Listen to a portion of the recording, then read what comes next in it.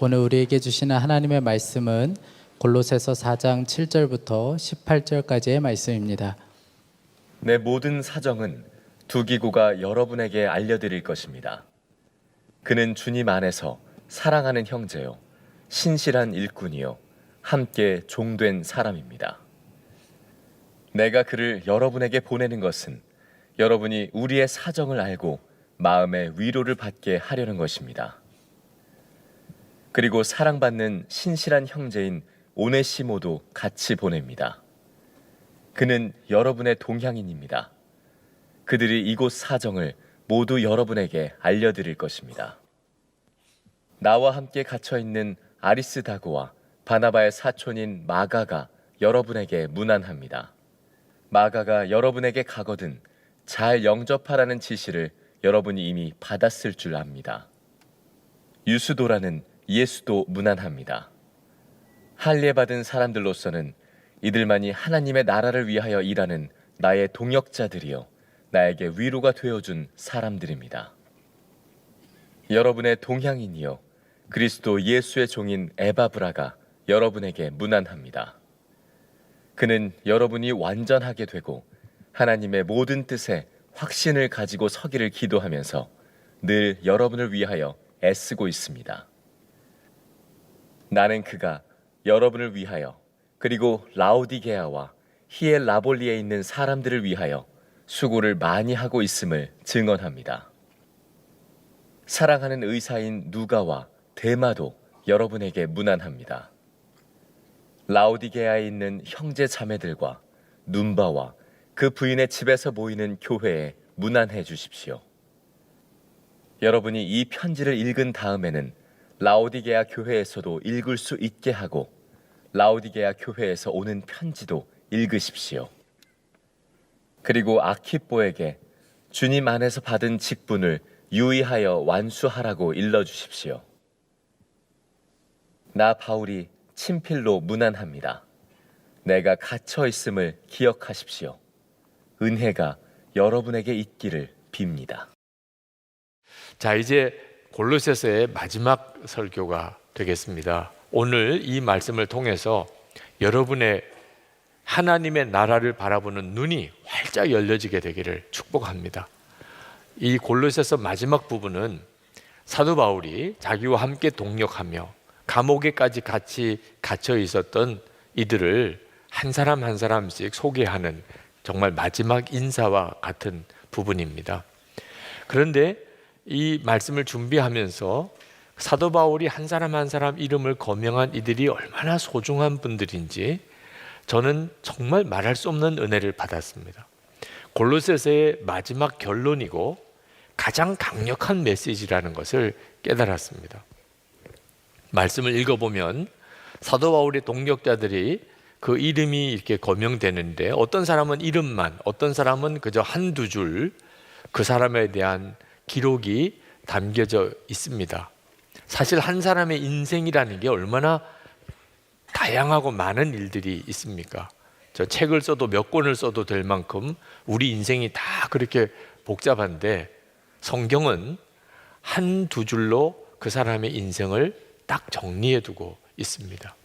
하나님께서 저에게 이것 자체가 메시지라고 깨우쳐 주셨습니다. 저나 여러분들이나 결국은 한두 줄로 평가되는 인생이 되는 겁니다. 여러분은 어떻게 기록될 것 같습니까? 여러분 자신이. 주님 앞에서는 또 어떻게 기억되실 것 같습니까? 그 사람은 정말 사랑이 많았어요. 만약에 이렇게 평가된다면 이건 최고의 칭찬입니다. 그분은 정말 밥을 많이 드셨어요. 이건 정말 부끄러운 일입니다. 그죠? 남은 건 그거밖에 없다면 이건 정말 부끄러운 일이죠. 오늘 말씀을 묵상하면서 주님은 계속해서 제 마음에 그리고 오늘 말씀을 증거하면서 여러분들에게도 동일한 말씀을 주실 거라고 믿습니다. 나는 어떻게 기록될 것인가? 내 인생은 마지막에 어떻게 기록될 것인가 하는 것입니다. 7절 말씀에 보면 두기고라는 사람이 나오는데 사도 바울이 쓴 이 서신을 그 교회에다 전달해 주는 역할을 맡은 사람입니다. 9절에는 종이었다가 도망쳤던 오네시모라는 사람이 나오는데 이 오네시모는 바로 이 골로새 교회 빌레몬의 집의 종이었습니다. 그가 감옥에 갇혀서 예수를 믿게 되고 사도 바울을 만나고 완전히 사람이 변했습니다. 그래서 이 종이었던 오네시모를 사랑받는 신실한 형제라고 그렇게 소개하면서 다시 돌려보냅니다.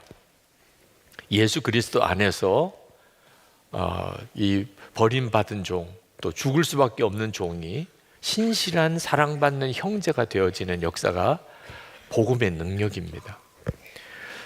10절에 보면 함께 감옥에 갇혀 있는 아리스다고와 마가를 소개하는데, 이 마가는 사도 바울이 1차 전도 여행을 떠날 때 함께 했던 사람입니다. 바나바의 사촌입니다. 그런데 중간에 너무 힘들다고 다시 돌아와 버립니다. 그 일로 인해서 사도 바울이 마음이 대단히 힘들었고, 2차 전도 여행을 떠날 때 바나바가 그 마가를 또다시 데리고 가려고 하니까 사도 바울이 아주 강하게 반대를 해서 두 분이 다투었습니다.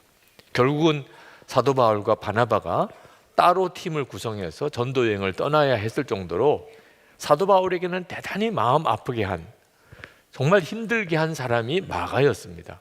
그런데 오늘 골로새서에 보면 그 마가가 사도 바울과 함께 감옥에 같이 있다고 말을 하고 있습니다. 예수 그리스도 안에서 사람은 정말 변합니다. 여러분이 여러분 자신이나 또는 여러분 가족이나 주변에 있는 사람들에게 혹시 실망하고 있다면 예수 그리스도 안에서 그분을 다시 보시기 바랍니다. 저는 어릴 때 정말 무서웠던 장로님이 있었습니다. 그분을 얼굴을 보는 것, 그것도 정말 숨이 막힐 정도로 힘들었습니다. 그 자세한 스토리를 말씀을 드리고 싶지는 않습니다. 아버님도 참 힘들어 하셨습니다. 그런데 제가 지방의 어느 연합 집회에 갔다가 깜짝 놀랐습니다. 그분이 거기에 계신 거예요. 목사님으로 계신 거예요. 어느 때에 맞춰 그분이 하나님의 부름을 받고 목회자가 되셨습니다. 그리고 그곳에서 목회를 하시는데 만만치 않은 그동안의 과정을 거치셔서 사람이 완전히 변하셨더라. 처음에 인사를 할 때는 뭐라고 말을 해야 될까 마음이 졸였는데 한참 대화를 하는 중에 그렇게 친밀하게 느껴질 수가 없었어요.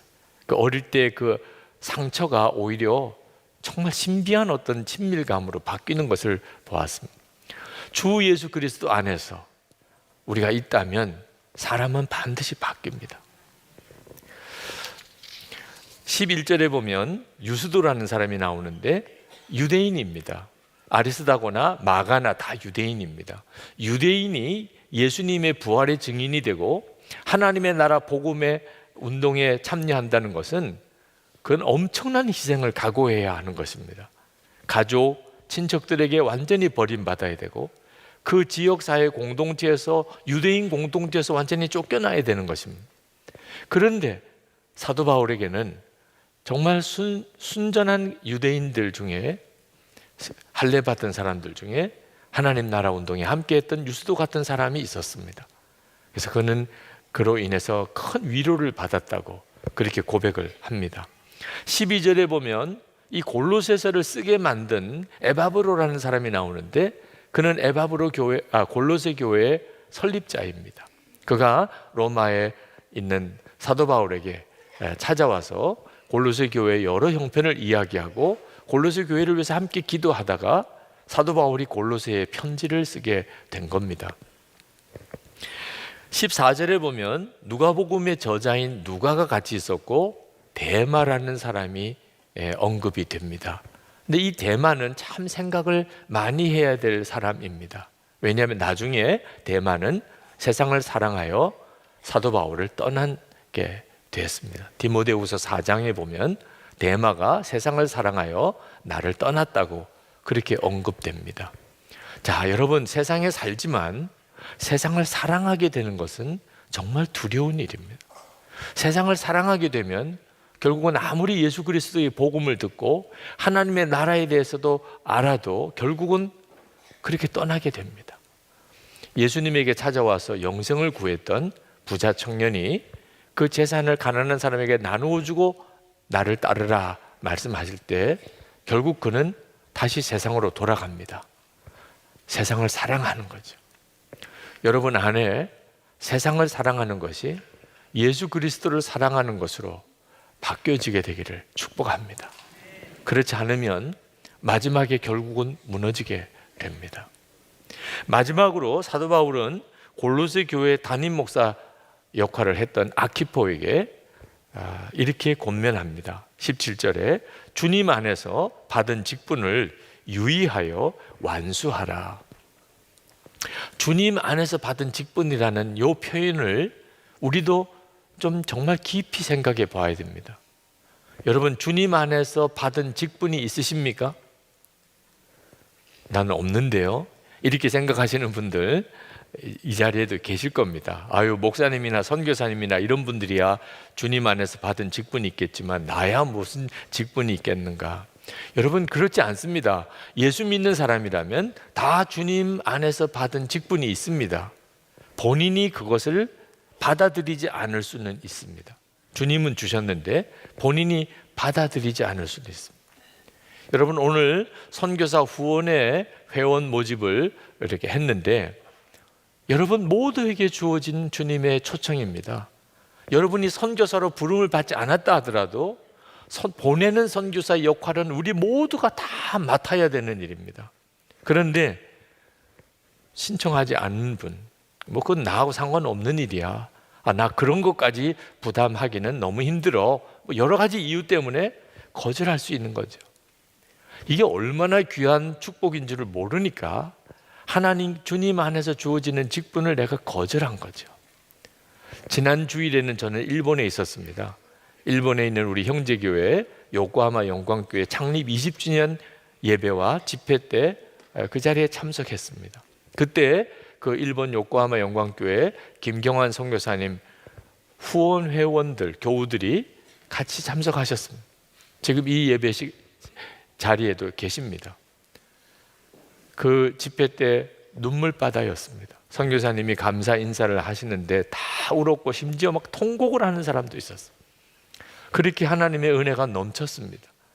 그런데 그 일본에 있는 그 교회에 그 선교사님을 그렇게 위로하고 축복하는 그 일에 우리 교회 선교사 후원 회원들이 얼마나 귀하게 섬기고 큰 역할을 했는가를 제가 보았습니다.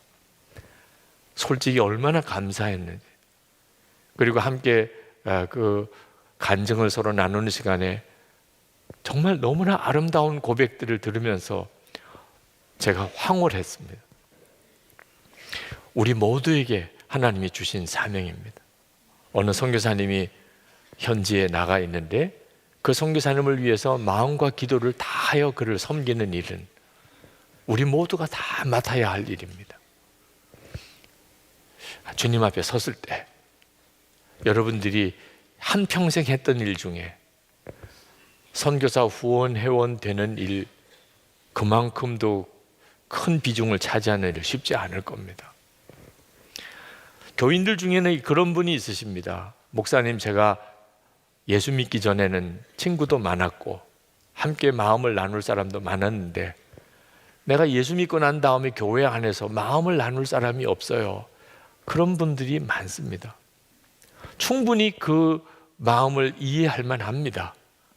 그렇죠? 고향 친구들, 학교 동기들 또는 군대 동기들 만나면 그냥 속에 있는 이야기 다 꺼내고, 그렇죠? 정말 그 친밀함, 며칠이고 같이 여행도 하고 그럴 수 있는 세상 친구들이 있었습니다.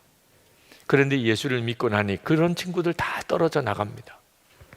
그런데 교회 안에서는 그런 친밀한 사람을 만나지를 못하는, 그래서 너무너무 외로워하시는 분들이 교회 안에 있으십니다. 자, 그러나 한번 스스로에게 다시 확인해 보셔야 될 필요가 있겠습니다. 그런 분이 있으시다면 도대체 그렇게 나누고 싶은 마음이 뭡니까? 교회 안에서 마음을 함께 나눌 사람이 없다는데 그렇게 나누고 싶은 그 마음이 도대체 뭘 말하는 것입니까? 일제시대에 독립군은 모든 것을 다 포기해야 됐습니다. 가족도 자녀도 집안도 완전히 무너질 각오를 해야만 했습니다. 그럼에도 불구하고 독립군으로 나섰던 이유는 그 마음에 조국의 독립을 향한 정말 열망이 있었기 때문에. 그런데 어느 날 어떤 사람을 만났는데 그 사람도 독립군이에요. 한 번도 만나본 적이 없습니다. 그냥 독립군이에요. 그 사람 마음속에도 조국의 독립을 향한 정말 어떻게 거절할 수 없는 열망이 있는 사람.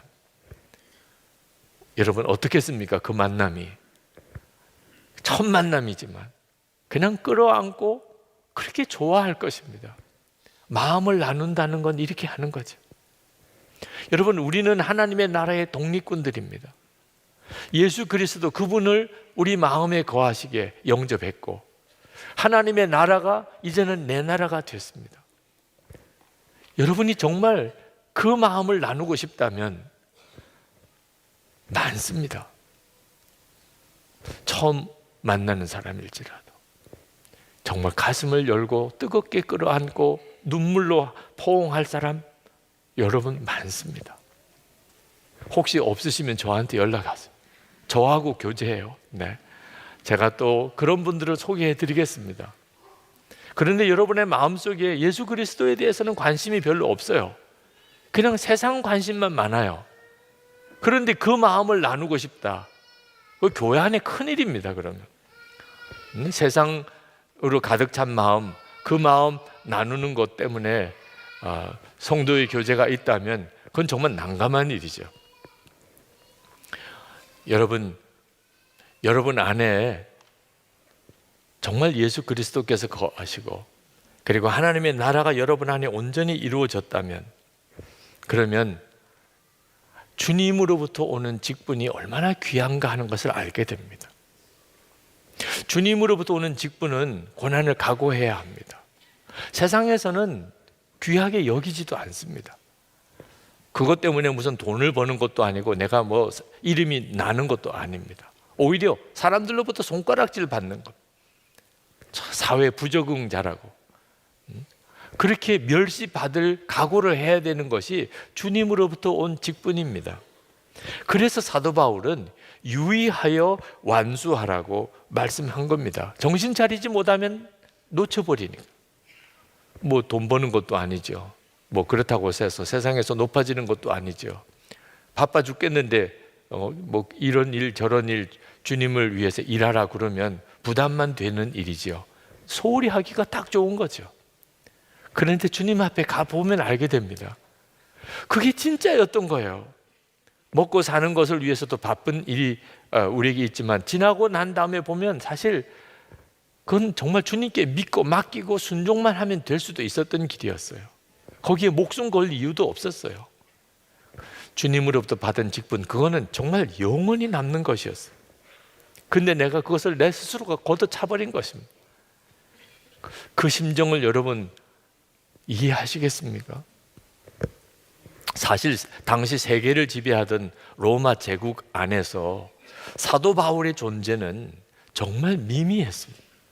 사도 바울이 전하는 이 십자가의 복음, 하나님 나라의 복음, 그리고 그 사도 바울과 함께 동역했던 사람들은 그 로마 제국 안에서는 아무런 존재감이 없었어요. 그들은 감옥에 갇혀 있는 사람, 그러다가 그렇게 죽임을 당했습니다. 세계사를 여러분 한번 들춰보십시오. 사도 바울이라는 존재가 나오는지.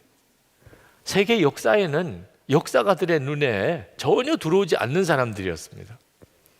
그런데 2000년이 지난 지금 우리는 그때 당시 로마 시대에 유력한 사람들, 유명한 사람들, 내노라는 사람들 아는 사람 있습니까? 그저 역사책에서 보는 황제나 장군이나 철학자들 이름만 알 뿐이죠. 근데 우리에게 골로새서가 이렇게 주어져서 하나님 나라의 그 유명한 하나님의 일꾼들을 우리가 보고 있어요. 그때 당시 2000년 전에는 정말 존재감이 없었던 사람, 사람들로부터 멸시받는 사람, 가장 불쌍하게 취급받았던 사람. 그런데 그들은 하나님으로부터 온 직분, 주님 안에서 주어진 직분을 붙잡았던 거예요. 그리고 지금은 정말 별과 같이 빛나는 거죠. 사도 바울이 옥에서 감옥에서 골로새 편지를 써서 보냅니다. 그걸 두기고에게 맡겨서 두기고가 비행기가 있어요, 자동차가 있어요. 그 로마에서 터키까지 걸어서 가서 그 골로새에 있는 교회에 찾아가서 그 편지를 전달했습니다. 여러분, 그 편지가 누가 주목할 만한 것이겠습니까? 그 편지를 받은 골로새 교인들은 또 몇 명이나 있었겠습니까? 지금 있는 이 정도의 인원이라도 있었겠습니까? 그런데 지금 우리가 그 골로새서를 몇 달을 같이 묵상하면서 은혜를 받고 있잖아요. 우리 주님으로부터 왔다는 것이 얼마나 놀라운 것인가를 아셔야 합니다. 저는 이 골로새서 마지막 부분을 읽으면서 그 지난 주간 일본의 선교사 후원 회원들 이름이 이렇게 연상이 돼요.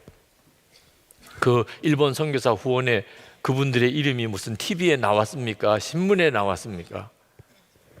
근데 하나님의 나라의 기록에는 아마 요즘 세상에서 일어나는 뉴스는 다 사실 의미가 없고 그분들의 이름이 하나님의 나라에서는 가장 존귀하게 이름이 기록되었을 것입니다.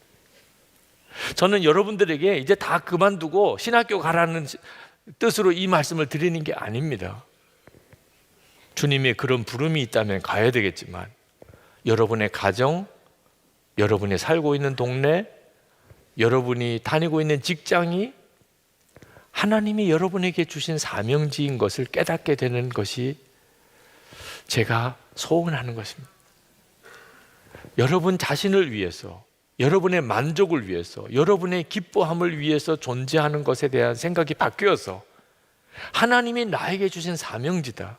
내 가정이, 내가 사는 동네가, 그리고 내 직장이 하나님의 나라가 이 땅에 임하기를 위하여 내가 거기서 하나님의 나라를 선포하고 그리고 사람들을 그렇게 섬기며 주의 복음을 전해야 되는 예수 그리스도께서 나를 통하여 일하게 하시는 현장이다. 여러분이 그 사실을 진짜 깨닫고 믿게 되는 순간에 여러분은 선교사입니다. 사도 바울의 동력자들과 똑같은 존재입니다.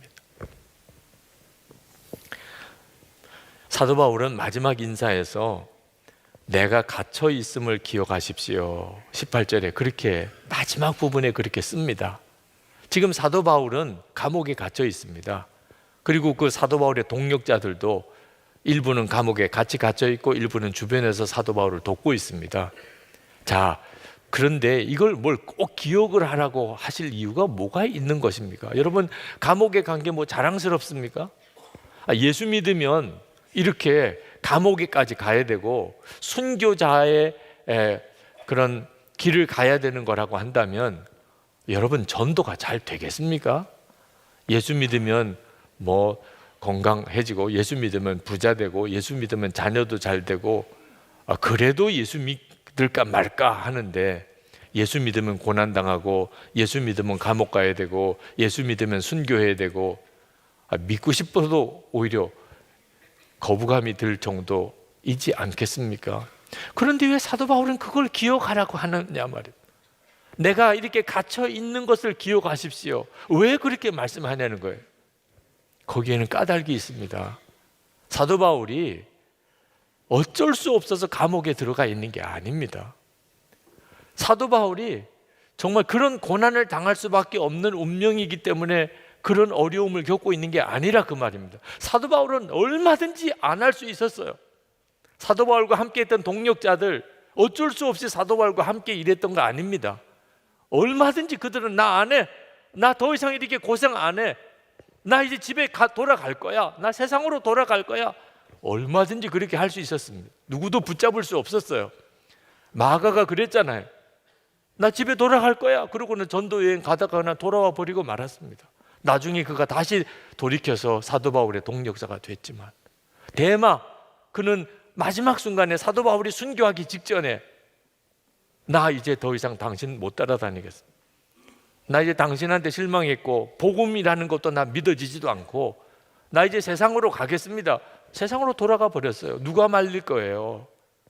그런데 어떻게 끝까지 순교하는 자리까지 사도 바울은 갔으며 그런 사도 바울의 동력자가 도대체 뭐라고 설명을 해야 되느냐 말입니다. 고난보다 순교보다 비교할 수 없이 크고 엄청난 걸 발견했기 때문이 아니겠습니까?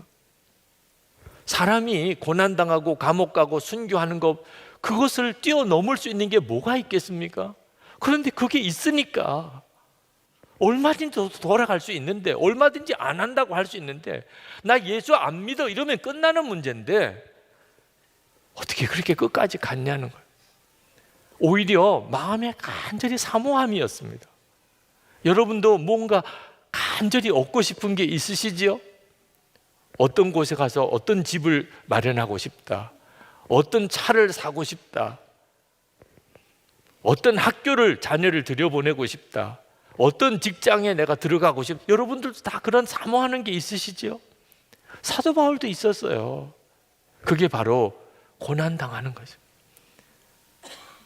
하나님의 나라와 그리고 그 마음에 계신 예수 그리스도, 그분을 발견하고 나니까 고난당하는 것이 오히려 축복이었어요. 사도 바울에게 이거는 감사였어요. 여러분, 주님 안에서 맡은 직분은 우리에게 만만치 않은 대가 지불을 요구합니다. 그런데 그건 억지로 못하는 일이에요. 억지로는 도무지 불가능한 일입니다. 그게 기뻐야 할 수 있는 거예요. 정말 기뻐야. 그 고난과 비교할 수 없는 하나님의 나라의 영광과 내 안에 정말 살아계신 예수 그리스도를 아는 자만이 할 수 있는 일이에요. 터키에 아주 유명한 우리 한국 선교사님이 계셨습니다. 김요한 선교사님, 저희 교회도 오셨었죠. 그분은 터키에서 노방전도를 하다가 경찰에 붙들려 가서 심한 고문을 당하고, 그리고는 터키에서 영구 추방을 당한 사람입니다. 그런데 그분의 노방전도로 인해서 터키에서 재판이 벌어졌습니다. 근데 그 재판이 당연히 그 김요한 선교사님은 무슨 아주 심한 처벌을 받게 되거나 심지어 죽게 될 거라고 생각을 했었는데, 대법원에서 터키에서 기독교 복음을 노방전도하는 것은 합법이라, 이런 판결을 끌어냈습니다. 헌법에 그렇게 기록이 되어 있습니다. 이건 대단한 사건이었습니다. 그런데 이 김요한 선교사님이 그렇게 복음을 전하다가 전도하다가 경찰서에 몇 번씩 끌려가고 고문당하고 이런 과정을 그 터키에서 전도를 받았던 터키 교인들이 처음에는 두려워서 같이 참여를 못했다가 나중에 마음이 회개하는 마음으로 전도에 동참을 하게 됩니다. 아니, 저 한국 선교사님도 저렇게 노방전도를 하고 감옥에까지 가는데 우리도 해야 되지 않겠느냐. 아우만이라고 하는 한 대학생이 마음이 뜨거워졌어요. 나도 하겠습니다. 그래서 그도 나가서 노방전도를 했는데 아니나 다를까 경찰에 붙들려 가게 됐습니다. 그런데 경찰에 붙들려 가면서 그 아우만이라고 하는 이 대학생의 마음에 기뻤다는 거예요. 내가 이제 진짜 주님의 제자로 인정을 받는구나. 예수를 믿고 고난을 당하는 자가 되었구나. 그렇게 인정받게 되는 것이 너무 기뻤다는 거예요. 경찰서 지하에 끌려 내려가서 무지막지하게 몽둥이질을 당했습니다. 그런데 그렇게 맞으면서 점점 더 기뻐지는 거예요. 내가 이렇게까지 고난을 당하니 얼마나 감사한가. 맞으면 감사합니다. 맞으면 감사합니다. 얼굴 표정이 너무너무 밝은 거예요. 나중에 경찰이 하도 질려서, 야, 너 제정신이냐? 보통은 보면 이렇게 때리면 잘못했어요, 다시는 안 할게요, 다시는 안 믿을게요, 이렇게 나와야 되는데 너는 어떻게 때리면 때릴수록 더 얼굴이 밝고 때리면 때릴수록 감사하다고 하냐. 그래서 그가 이렇게 그 경찰에게 이야기를 했답니다. 우리는 주 예수님을 왕으로 모시고 사는 사람으로서 주님이 고난을 당하신 것처럼 우리도 고난 당하는 것이 기쁜 것입니다. 그러므로 당신이 우리를 때렸다고 미안해하지 마세요. 정말 감사한 일입니다. 그래서 나가라고 그랬다는 거죠. 그 경찰에 나가라도. 대책이 안 서는 사람. 안디옥에 다시 터키인들 중심으로 그 아우만이라는 그 사람을 중심으로 교회가 섰어요. 골로새서의 마지막 부분에서 사도 바울이 자기와 함께 동역했던 이들을 한 사람 한 사람 소개하는데 이건 황홀한 일입니다. 예수를 믿는다는 게 도대체 뭘 말하는 것인지를 너무나 분명하게 증명해 주고 있는 것입니다.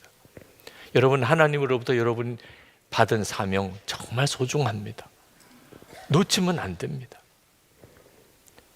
지금 하나님이 우리에게 주시는 사명들이 여러분 모두에게 주어지고 있습니다. 여러분이 그것을 귀하게 보지 못하면 다 잃어버립니다. 나중에 하나님 앞에 갔을 때야 생각납니다. 그때 내게도 그런 기회가 왔었는데. 하나님 나라의 보화를 발견하는 눈이 열리시기를 축복합니다.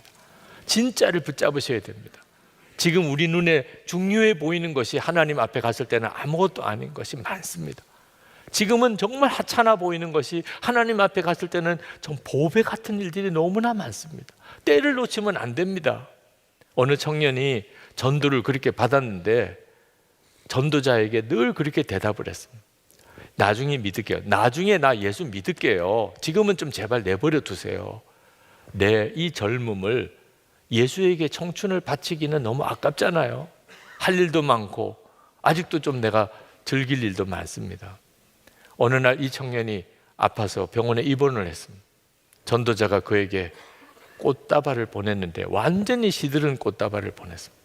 얼마나 화가 났는지. 그래서 막 따졌습니다. 어떻게 이런 꽃다발을 나한테 보낼 수가 있냐? 왜 기분 나쁘셨습니까? 기분 나쁘지요. 하나님도 그렇습니다. 왜 하나님께 다 시들은 꽃다발만 바치려고 하십니까? 여러분, 여러분의 삶 속에서 하나님께 드릴 기회를 놓치지 마셔야 합니다. 여러분은 어떻게 기억될 것 같습니까? 이 땅에 예수를 믿는 이들 중에 잘 믿었다고 하는 이들 중에도 나중에 가서는 그 구원을 잃어버릴 수도 있다고 주님이 말씀하셨습니다. 정말 그럴까? 여러분, 지난 한 주간 한번 돌아보십시오. 정말 예수 그리스도가 그와 함께 계시고 하나님의 나라의 영광을 경험한 사람, 그 하나님의 나라를 위해서 사는 사람, 여러분 주변에 몇 사람이나 있었습니까? 예수 믿는 사람 우리나라에 꽤 많습니다. 근데 진짜 예수 그리스도를 마음에 모시고 하나님의 나라의 영광을 위해 사는 사람은 좀처럼 찾아보기 힘듭니다. 여러분이 그 사람이 되셔야 합니다. 지금 여러분의 모습 그대로 기록됩니다. 그러므로 우리는 지금 여기서부터 예수 그리스도와 동행해야 합니다. 이것이 가장 인생을 잘 사는 것입니다. 내 안에 계신 그리스도, 이 골로새서가 우리에게 주는 놀라운 복음의 비밀입니다. 오늘 여러분 성찬을 받는데 이 성찬은 우리가 예수님 안에, 예수님이 우리 안에 계신 그 놀라운 은혜를 오늘도 확인해 주는 축복의 시간입니다.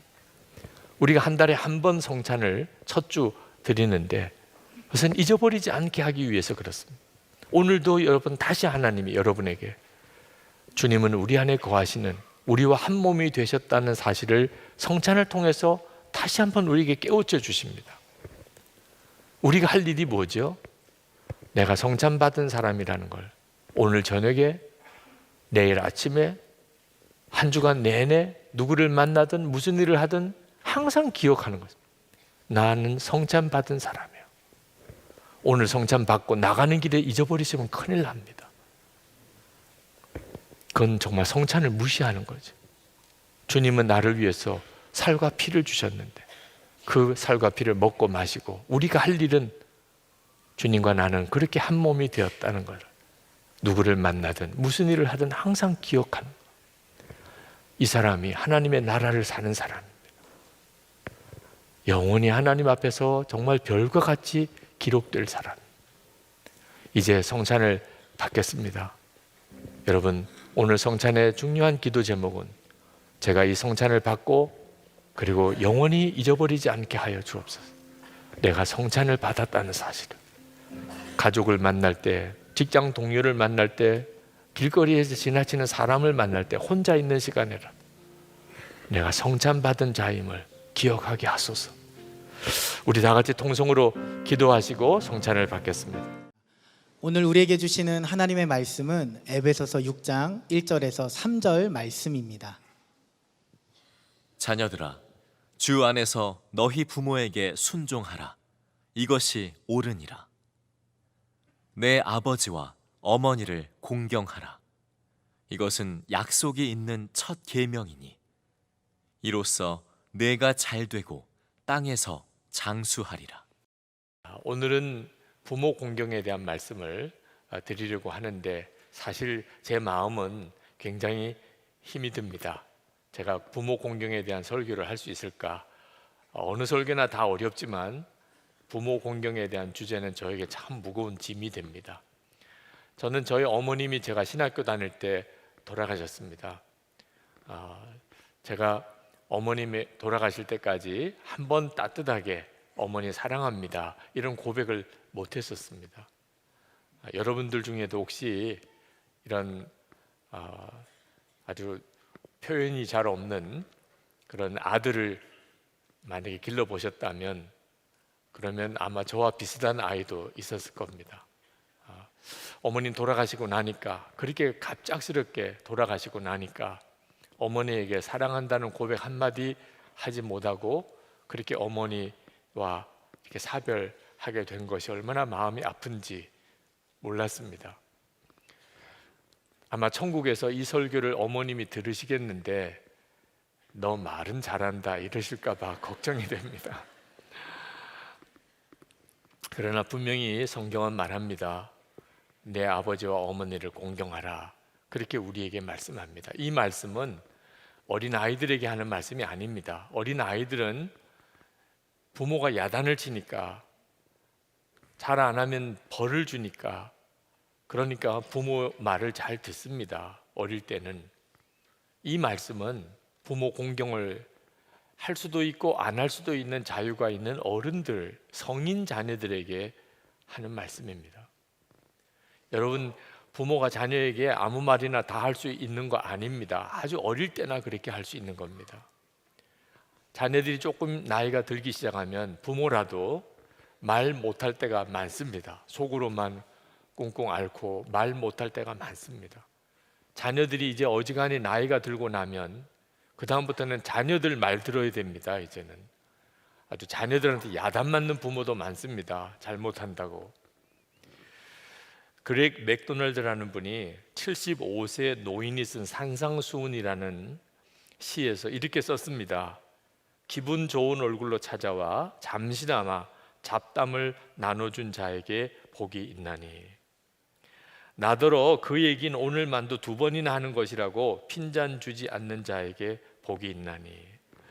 나이 든 노인이 되는 것, 부모 심정, 말하지 않아도 도대체 무슨 말을 할지를 알지 못하면 부모에게 순종하는 거 안 됩니다. 부모 공경 어렵습니다. 연로하신 부모님 모시는 것 대단히 어려운 일입니다. 현대의학 때문에 사람의 수명이 점점 길어지니까 앞으로 부모님을 모셔야 될 세월도 훨씬 더 길어질 겁니다. 어느 순간에 갑자기 예기치 않게 부모님이 치매에 걸린 것을 알게 되는 자녀들은 참 인내의 세월을 지나면서 부모님을 모셔야 됩니다. 쉬운 일 아닙니다. 부모님 모시고 공경하고 사는 거 정말 어려운 일입니다. 그러나 분명한 것은 성경에서 하나님은 자녀들아 내 부모를 공경하라고 말씀하신 겁니다. 여러분, 우리는 어떤 처지에서든지 사실 부모님의 은혜를 받았습니다. 우리를 낳아주고 길러주신 거죠. 은혜를 잊어버리고 제대로 은혜를 갚지 않는 것은 다른 은혜를 구할 자격이 없어지는 거나 마찬가지입니다. 그리고 이것은 우리가 망하는 길입니다. 성경에 보면 말세가 되면 일어나는 여러 가지 현상 중에 부모를 거역하는 것에 대한 말씀이 나옵니다. 디모데후서 3장 1절 2절에 보면 너는 이것을 알라. 말세에 고통하는 때가 이르러 사람들이 자기를 사랑하며 돈을 사랑하며 자랑하며 교만하며 비방하며 부모를 거역하며. 그러면서 5절에 이 같은 자들에게서 내가 돌아서라 그렇게 말씀했습니다. 그러니까 부모를 거역하고 부모를 공경하지 않는 것은 망하는 길입니다. 말세에 하나님 앞에 심판받을 자인 겁니다. 그리고 사회가 전체적으로 그렇게 변해가고 있다면 그러면 그 사회, 그 나라는 망하는 나라가 되는 것입니다.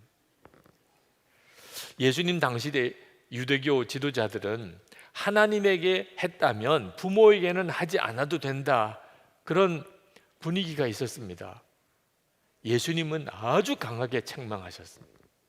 마태복음 15장 4절부터 보면 하나님이 이르셨으되 내 부모를 공경하라 하시고 내 아버지나 어머니를 비방하는 자는 반드시 죽임을 당하리라 하셨거늘 너희는 이르되 누구든지 아버지에게나 어머니에게 말하기를 내가 드려 유익하게 할 것이 하나님께 드림이 되었다고 하기만 하면 그 부모를 공경할 것이 없다 하여 너희의 전통으로 하나님의 말씀을 피하는도다.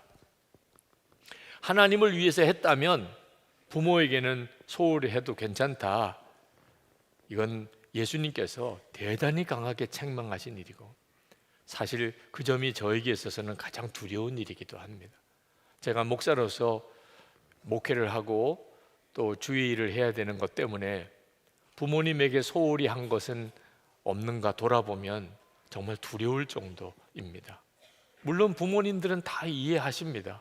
얼마나 바쁘냐, 얼마나 할 일이 많으냐, 나에게 신경 쓰지 않아도 된다고들 하셔서 어떤 때는 알고도 모르고도 그냥 그렇게 이해하시겠거니 넘어갔던 일이 얼마나 많은가.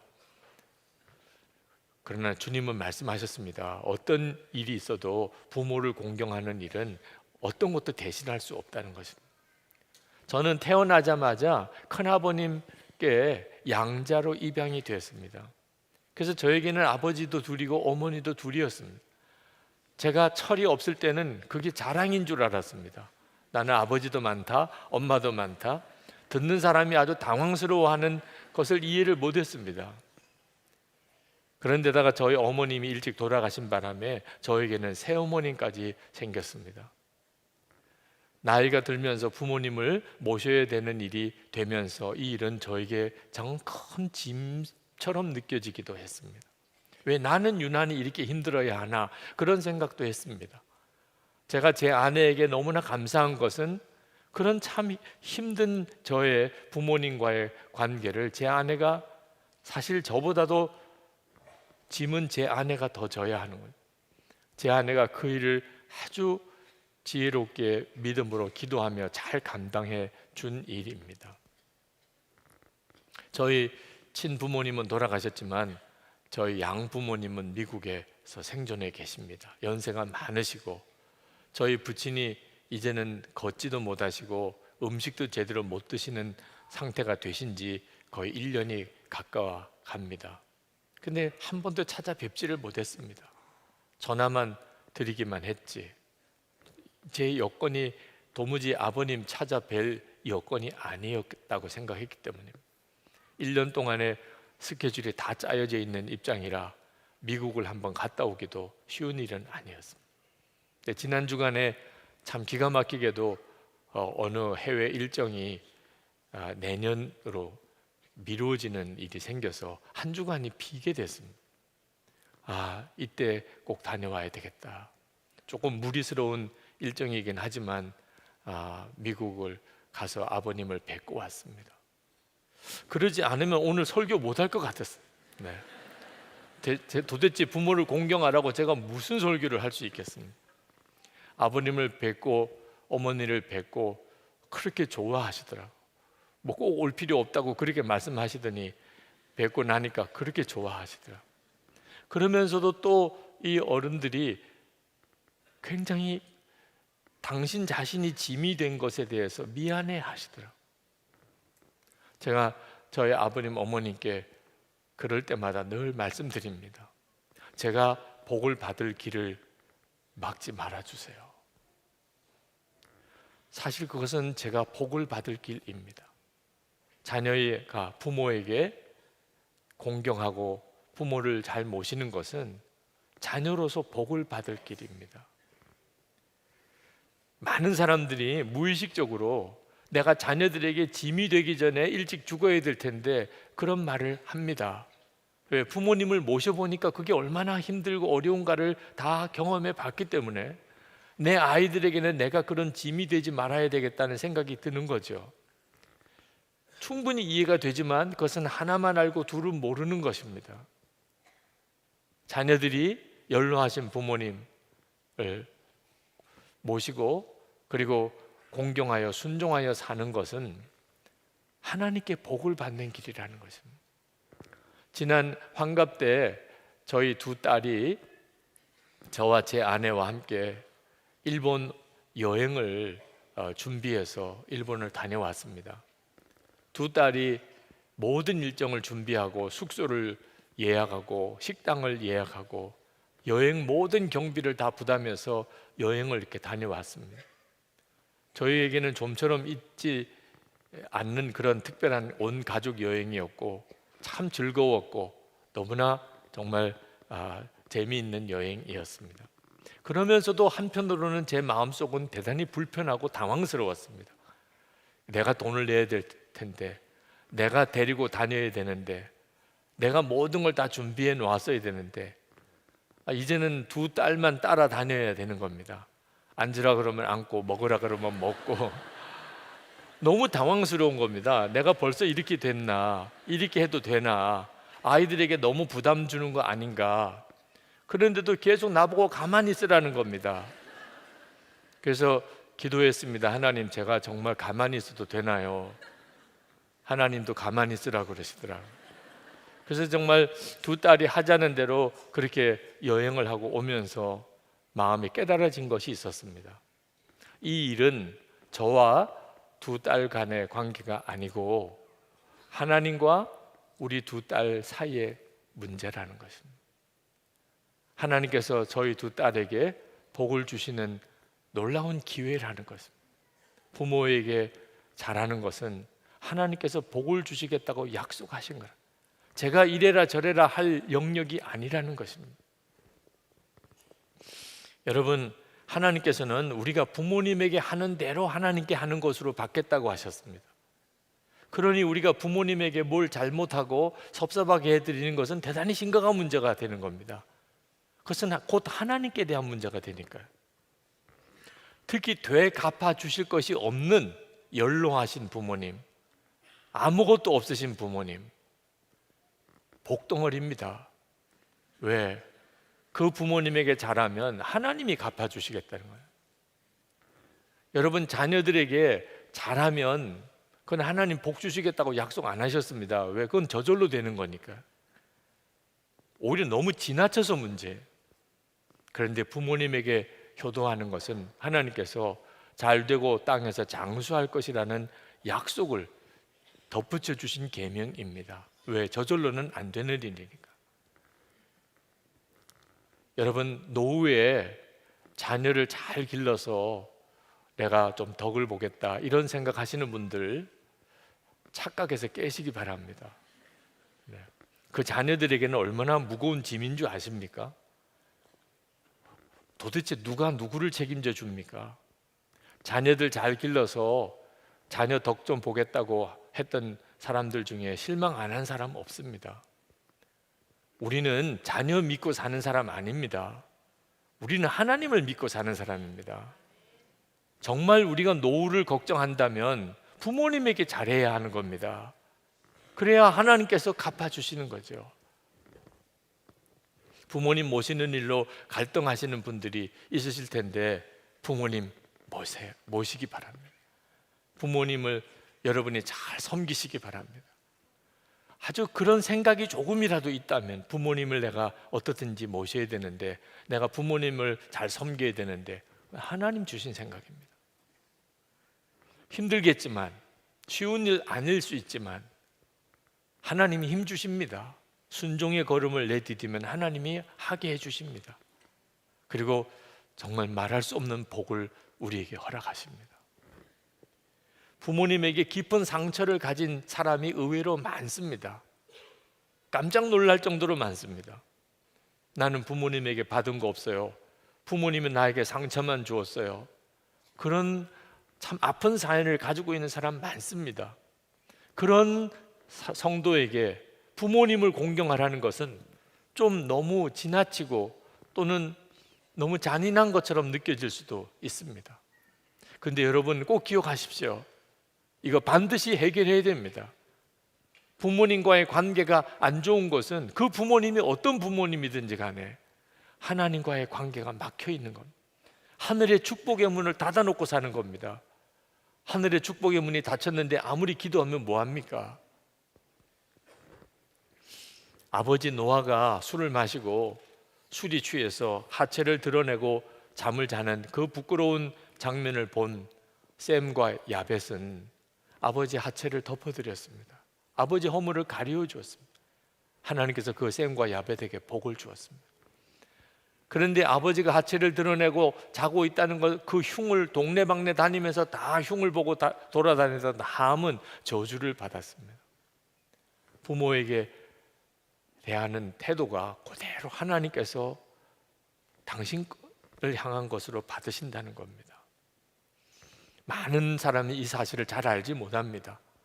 그래서 부모님과의 관계가 힘든 걸 그냥 내버려 두거나 더 문제가 심각해지는 것을 위기라고 느끼지 못하는 것입니다.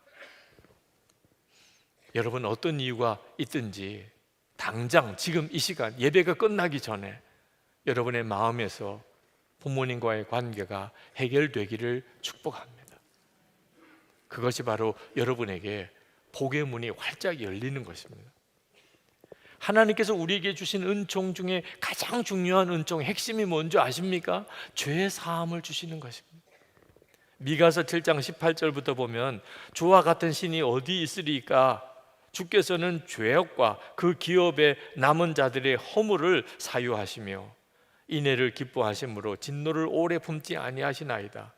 다시 우리를 불쌍히 여기셔서 우리의 죄악을 발로 밟으시고 우리의 모든 죄를 깊은 바다에 던지시리이다.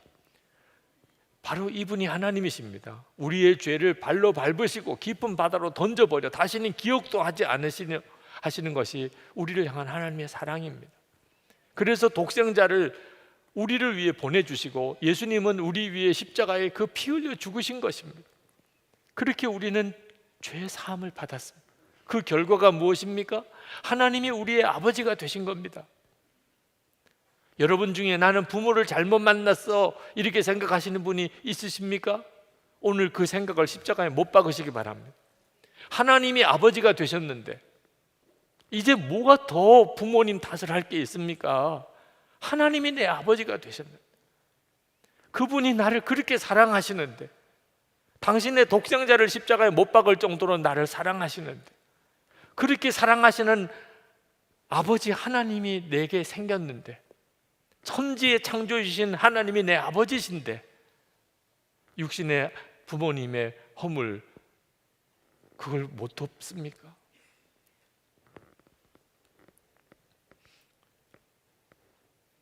게리 스멜리, 존 트렌트 두 사람이 쓴 축복의 선물이라는 책에 헬렌이라는 여인이 나옵니다. 그 여인은 어려서 알코올 중독이신 아버지의 무자비한 학대를 받고 자랐습니다. 그가 집을 떠나고 다시는 아버지 안 만나겠다고 생각했습니다. 근데 이 헬렌이 그 이후에 예수님을 영접을 했습니다. 그러나 삶이 참 많이 바뀌었지만 끝까지 안 변하는 것이 있는 것이 성격이었습니다. 까다롭고 비판적이고 날카로운 성격. 그것 때문에 가족과 많은 사람들과의 관계에 어려움을 계속 겪고 있었습니다. 기도해도 성경 읽어도 해결이 안 됩니다. 목사님하고 상담을 하는데 더 깊은 영적인 뿌리가 있다는 것을 목사님도 느끼셨습니다. 그래서 어릴 때부터 이야기를 나누는 중에 아버지와의 관계가 깨어져 있는 것이 그 헬렌에 가지고 있는 문제의 뿌리라는 것을 알게 됐습니다. 어느 순간에 자기도 아버지를 닮아가는 겁니다. 그 어릴 때 그렇게 싫어하던 그 아버지의 그 성격을 헬렌 자신이 닮아가는 겁니다. 본인이 기절하는 줄 알았습니다.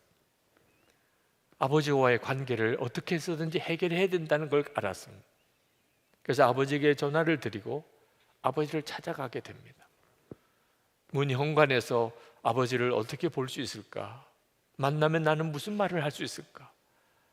그런 생각으로 초인종을 누르고 아버지가 문을 열고 나왔는데 깜짝 놀랐습니다.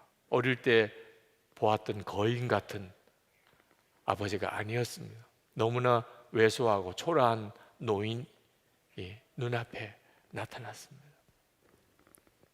거실에서 아버지와 앉아서 이야기를 하는데 어렵게 말을 꺼냈습니다. 아버지, 저 그동안에 아버지를 증오하고 살았습니다. 그것을 용서해 주세요. 한 번도 눈물 보이지 않고 언제나 큰 목소리로 늘 강했던 아버지 우시더라는 거예요. 내가 정말 너에게 그렇게 나쁜 사람이었냐? 내가 그렇게 너의 마음을 아프게 했었냐? 그러면서 우시더라는 거예요. 그러면서 자기를 용서해 달라고. 그렇게 아버지와 딸 사이에 화해가 일어났습니다. 예수 그리스도 안에서 용서와 화해가 있었습니다. 아버지와 이제 헤어져야 될 시간이 되었을 때 자기도 모르게 아버지를 끌어안고 아버지 사랑해요 라고 고백했습니다. 자기도 놀랐습니다. 내가 그런 고백을 할 수 있으리라. 늘 아버지에 대한 무서운 증오심으로 살았습니다. 그런데 자기 속에 여전히 그러면서도 아버지를 향한 정, 아버지의 사랑을 받고 싶은 갈망, 그게 있었다는 거예요. 그게 그 자리에서 그냥 드러나더라는 거예요. 그리고 그 헬레네의 성품이 바뀌었습니다. 사람을 품어줄 줄 알게 되고, 그리고 사랑하고, 그리고 사랑을 표현하고, 하늘의 문이 열린 거죠. 그래서 하나님의 은혜가 비로소 헬렌에게 쏟아져 들어올 수 있었던 것입니다. 여러분, 부모 공경은 율법의 문제가 아닙니다. 율법이 그러니까 반드시 지켜야 되는 것 아닙니다. 그렇게 해서 지켜지지 않습니다. 노력으로 해결할 문제도 아닙니다. 의무이기 때문에 할 수 있는 것도 아닙니다. 오직 주 안에서만 할 수 있는 일입니다. 에베소서 6장 1절에 자녀들아 주 안에서 너희 부모에게 순종하라, 이것이 옳으니라. 여러분, 부모를 공경하려면 먼저 우리 속에 부모를 향한 사랑이 흘러갈 수 있도록 우리 속에서 사랑이 일어나야 합니다. 내 속에 기적이 일어나야 합니다. 먼저. 그러지 않고서는 법이니까 의무니까 그래야 하나님이 복을 주시니까 다 소용없는 말입니다. 지난 주간 예배가 끝나고 교우들과 인사할 때 어느 젊은 부부가 아기를 안고 아주 웃는 얼굴로 저에게 와서 인사를 했습니다. 제가 그 두 사람을 보고 얼마나 기뻤는지 모릅니다. 그 아이가 얼마나 사랑스러운지 그 아이를 위해서 축복했습니다. 그 남편 되는 성도가 청년 때입니다. 어느 주일에 목사님, 장로님들, 교우들에게 기도 편지를 돌렸습니다. 어려서부터 아버지를 전도하려 했지만 아직까지도 그것을 해결하지 못했습니다. 그래서 매일 점심 금식으로 기도하였습니다. 아버지 마음이 많이 열리셔서 내일 교회에 오시겠다고 하셨는데 확실한 답을 주시지는 않으셨습니다. 하지만 복음의 문이 내일 열리기를 소망합니다.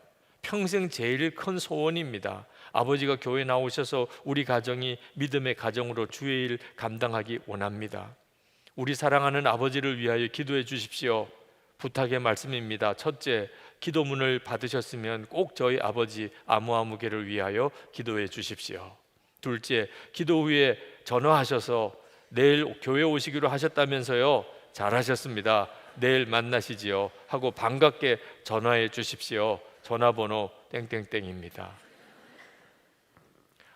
이 성도가 5살 때 3살 된 동생이 있는데 엄마 아빠가 서로 이혼하시고 엄마는 집을 나가시고 아버지는 집에 들어오시지를 않습니다. 며칠을 계속 밥을 굶고 있다가 이러면 죽을 것 같아서 그래도 형이니까 이웃집을 찾아가서 문을 두들기고 우리가 배가 고파 죽게 됐다고. 그래서 겨우 밥을 얻어 먹었습니다. 사실 완전히 망가져도 망가질 수 있는 그런 처지에 있는 아이였죠. 그런데 감사하게도 교회를 다녔습니다. 초등학교 6학년 때 예수님을 인격적으로 만나고 예수님을 영접했습니다. 그리고는 아버지를 위해서 눈물의 기도를 하는 아이가 됐습니다.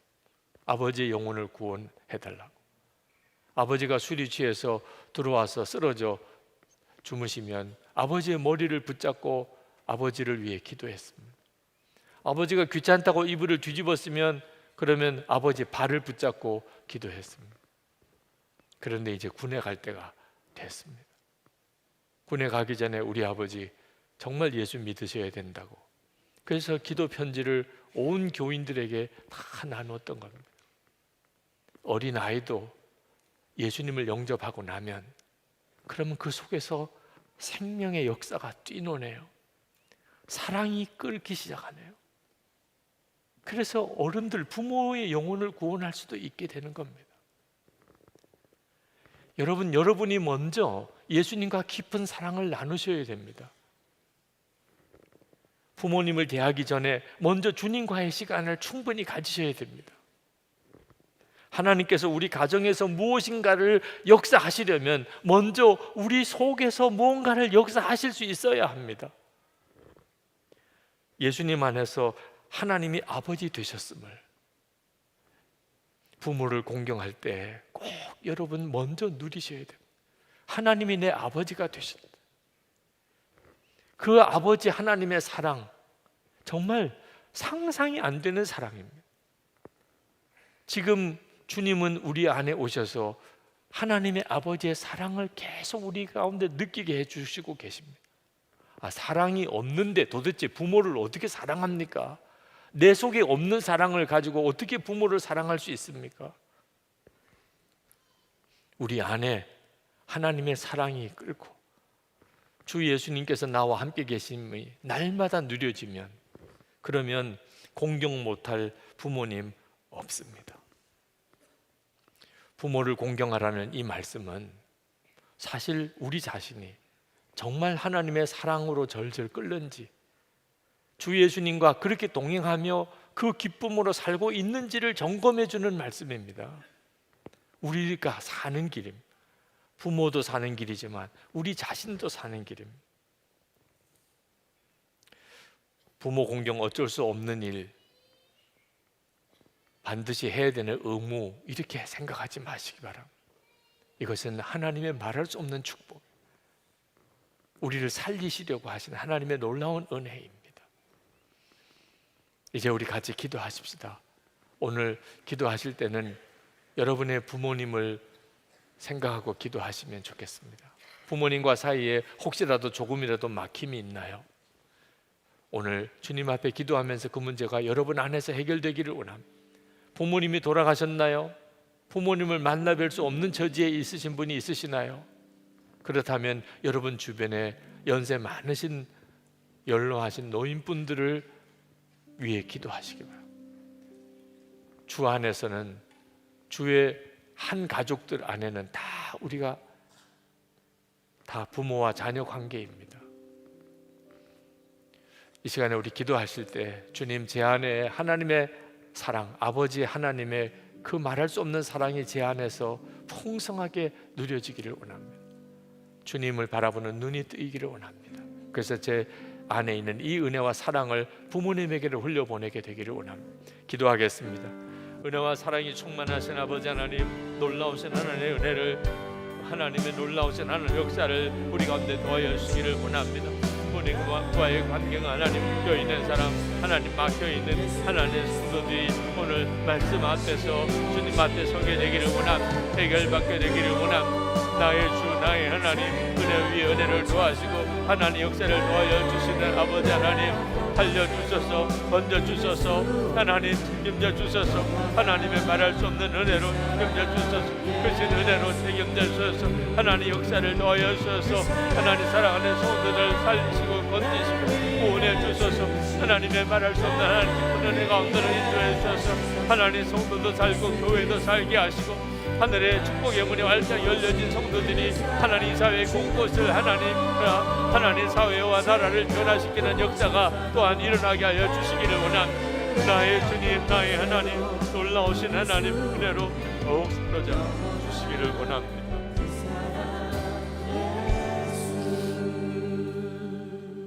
아버지 하나님, 오늘 이 예배를 드리는 성도들 안에 또 영상으로 이 말씀을 듣는 모든 성도들 안에 부모와의 관계의 아픔, 깨어짐, 막힘이 주님 해결되기를 원합니다. 하늘의 축복의 문이 가정마다 또 성도들의 심령에 활짝 열려지게 되기를 원합니다. 주님 정말 살려주셔서 사랑하는 성도들의 가정, 저들의 삶의 형편을 온전히 구원해 주셔서 십자가에서 허락하신 말할 수 없는 아버지 하나님의 사랑이 마음에 깊이 누려지게 하소서. 아버지, 하나님이 아버지가 되셨으니 하나님, 육신의 부모님을 공경하고 사랑하는 것은 더 이상 문제가 되지 않는 그 은혜의 역사가 우리 가운데 있기를 원합니다. 우리 속에서 아버지 하나님의 사랑이 샘솟듯이 솟아나게 하소서. 가정 안에 부부 사이에 하나님 부모와 자녀 사이에 막힌 담이 다 풀어지게 되기를 원합니다. 살 길을 붙들고 가게 하소서. 살리는 말씀을 붙잡고 순종하며 살게 하여 주옵소서. 성도와 교회 안에 축복의 문이 열림으로 하나님 나라와 사회가 변화되기를 원합니다. 이 나라와 사회가 치유되기를 원합니다. 하나님, 북한을 생각하면 참으로 마음이 아픕니다. 주여, 북한 땅 안에 생명의 역사를 주셔서 묶인 것을 다 풀어주셔서 북한 정권 안에 근본적인 변화가 일어나게 하소서. 남북한 주민들이 자유롭게 서로 왕래하는 날 속히 오게 하소서. 북한 전역에 복음이 전해지고 교회가 세워지는 역사 주소서. 김국기 목사님, 김종욱 목사님, 최충길 선교사님, 주님, 중국의 온성도 목사님 속히 석방되는 역사를 허락해 주소서. 오늘도 감사하며 사랑하며 믿음으로 하나님 앞에 예물을 봉헌해 드립니다. 성도들의 위에 은혜 위에 은혜를 더하소서. 심령에 충만한 은혜, 가정의 놀라운 회복, 우리의 자녀들이 하나님 앞에 바로 서고 특히 우리 가정에 모시는 부모님에게 주의 은혜가 부어지기를 원합니다. 아버지 하나님, 성도들의 육신의 병든 것을 고치소서. 기업의 어려움을 해결하소서. 재정적인 묶임에서 풀어주소서. 주의 일할 힘이 있게 하소서. 선교사님들에게도 동일한 은혜를 부어주소서. 선교사님과 그 가정 안에 하나님의 은혜가 놀랍게 부어지기를 원합니다. 맡은 사명 감당하기에 조금 더 어려움이 없도록 주여 회복시키시고 바로잡아 주시고 일으켜 주시옵소서. 우리 주 예수 그리스도 이름으로 간절히 기도합나이다. 아멘. 우리 다 일어나셔서 찬양하겠습니다.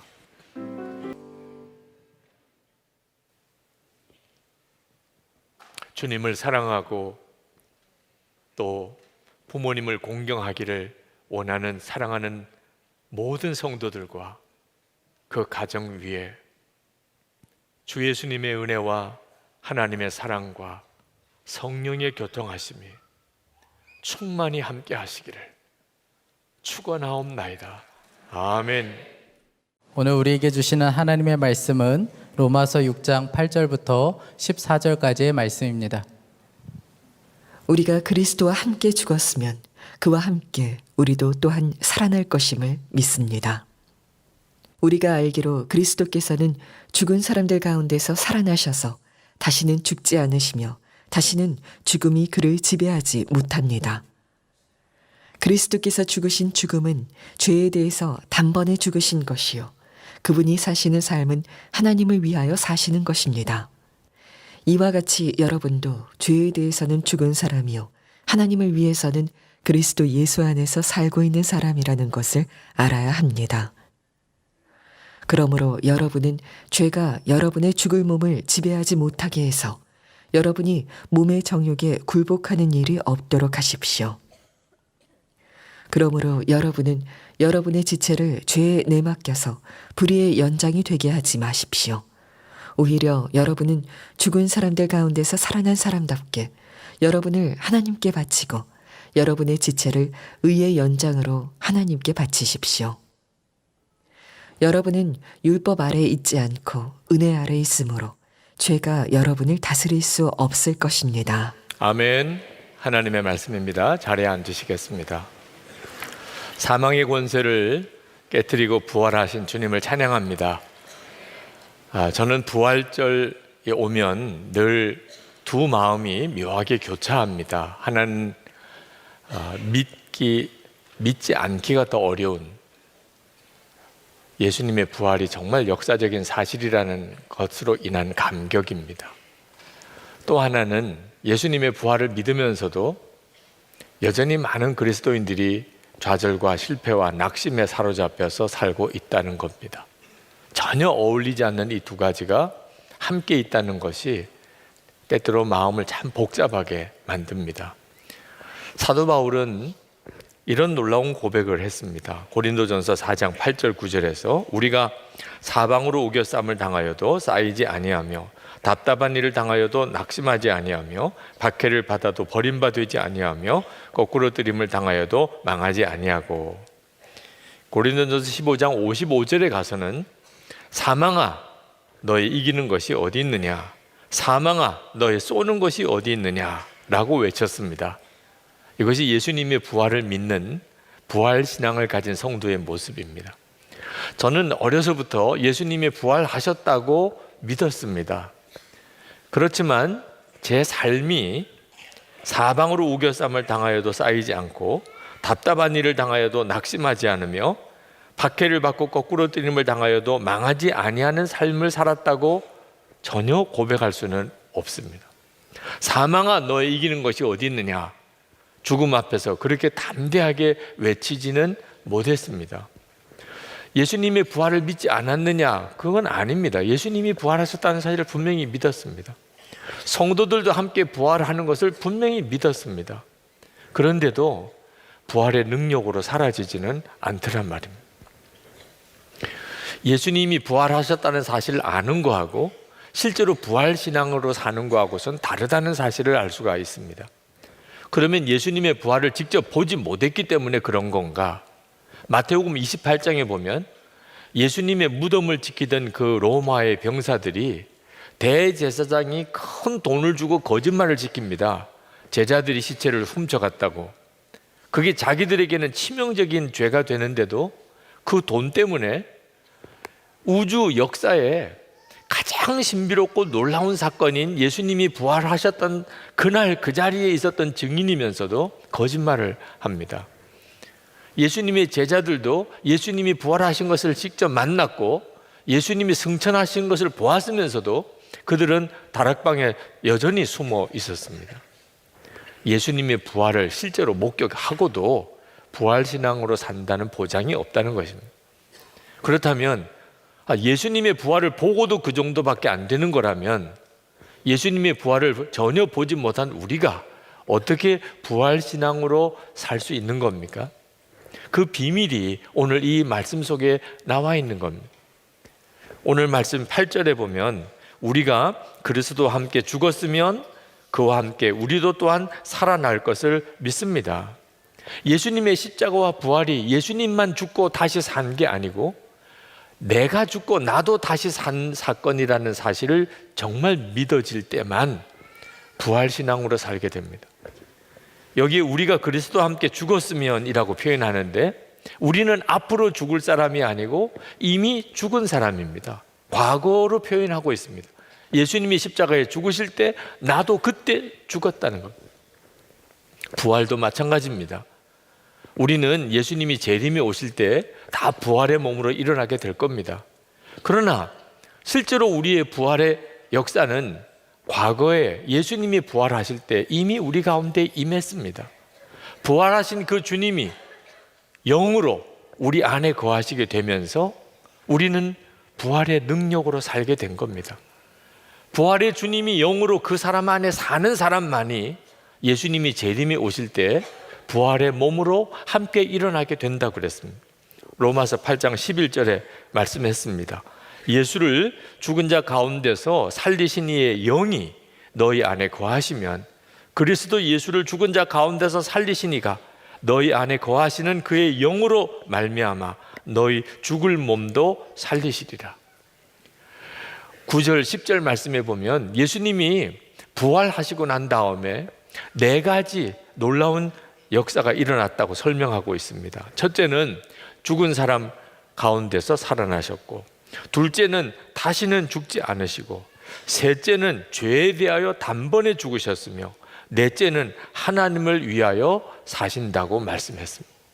그런데 죄에 대해서 단번에 죽고 이제는 하나님을 위하여 사는 그 삶이 예수님만 아니고 예수님을 믿는 모든 사람에게도 그대로 이루어졌다는 겁니다.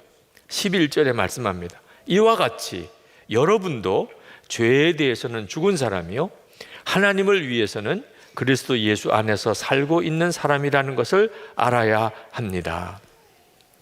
죄에 대해서 죽었다는 말은 이제 속죄함만, 용서만 받았다는 말씀이 아닙니다.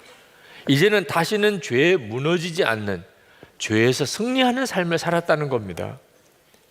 그래서 12절, 13절에 말씀합니다. 그러므로 여러분은 죄가 여러분의 죽을 몸을 지배하지 못하게 해서 여러분이 몸의 정욕에 굴복하는 일이 없도록 하십시오. 그러므로 여러분은 여러분의 지체를 죄에 내맡겨서 불의의 연장이 되게 하지 마십시오. 여러분, 죄가 우리를 지배하는 것을 못하게 하는 것은 예수님이 대신해 주시는 게 아닙니다. 우리 자신이 그렇게 해야 하는 것입니다. 여러분이 몸의 정욕에 굴복하는 일이 없도록 하십시오. 여러분은 여러분의 지체를 죄에 내맡겨서 불의의 연장이 되게 하지 마십시오.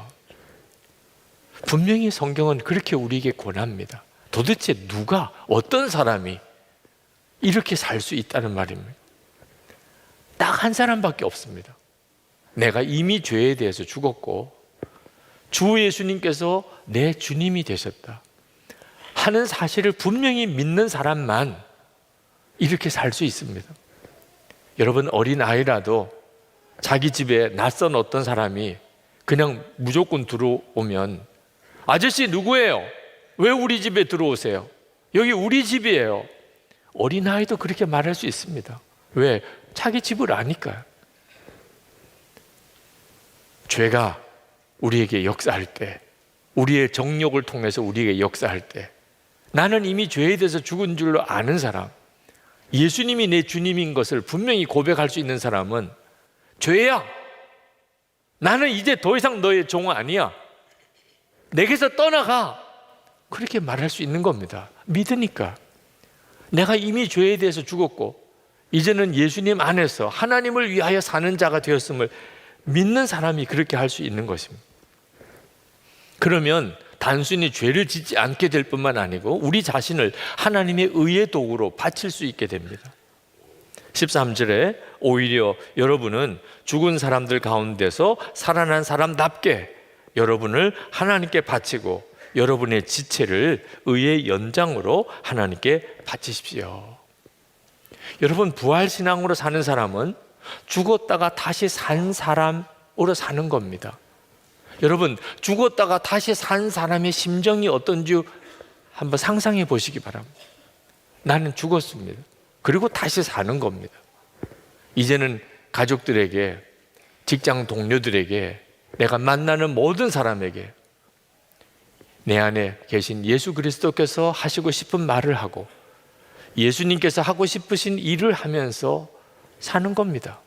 죽었다가 다시 사는 사람이니까. 이제는 예수님의 생명으로 사는 자니까. 이 사람이 부활의 신앙으로 사는 사람입니다. 그렇게 되면 놀라운 말씀을 합니다. 우리는 율법 아래 있지 않고 은혜 아래 있는 사람이라는 겁니다. 14절 말씀.